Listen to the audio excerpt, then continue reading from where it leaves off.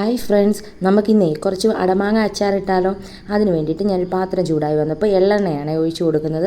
അതിലേക്ക് കടുക് ഇട്ട് പൊട്ടിച്ചിട്ട് വെളുത്തുള്ളി, പച്ചമുളക്, കറിവേപ്പില ഇത്രയിട്ട് നന്നായിട്ടൊന്ന് മുരിച്ചെടുക്കുന്നുണ്ട്.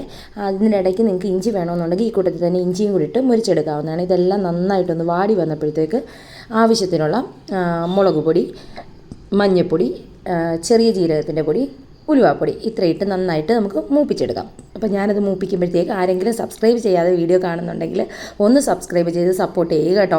അപ്പം ഇതാണ്ട് നമ്മുടെ മുളകും ഒക്കെ മൂത്ത് വന്നിട്ടുണ്ട്. അതിലേക്ക് ആവശ്യത്തിനുള്ള വിനാഗിരി ഒഴിച്ച് നമുക്കതിനെ ഒന്ന് മിക്സ് ചെയ്തെടുക്കാം. വെള്ളം ഉപയോഗിക്കരുത് കേട്ടോ. നമ്മൾ അച്ചാറിടുമ്പോൾ കഴിവതും വെള്ളം ഉപയോഗിച്ച് കഴിഞ്ഞാൽ അച്ചാർ പൂത്ത് പോകാൻ ചാൻസ് ഉണ്ട്. അപ്പോൾ അതാണ്ട് ആവശ്യത്തിനുള്ള ഉപ്പും പിന്നെ ഇട്ട് കൊടുക്കുന്നത് കായപ്പൊടിയാണ്. കായം കുറച്ച് അധികം ഇടും കേട്ടോ, എന്നാലേ ഒരു ടേസ്റ്റ് വരത്തുള്ളൂ. അങ്ങനെ അതും ഇട്ട് നന്നായിട്ട് മിക്സ് ചെയ്ത് തിളച്ച് വരുമ്പോൾ നമ്മൾ ഉണക്കിയ മാങ്ങ ഞാൻ ഇതിൻ്റെ ഈ ഒരു പരുവത്തിൽ ആകുന്നവരെ ഉണക്കത്തുള്ളൂ കേട്ടോ. അതായത് 1-2 വെയിൽ കൊള്ളിച്ചെടുക്കും. ഒത്തിരി ഉണക്കിക്കഴിഞ്ഞാൽ ഒരുമാതിരി കമ്പ് കണക്കിരിക്കും.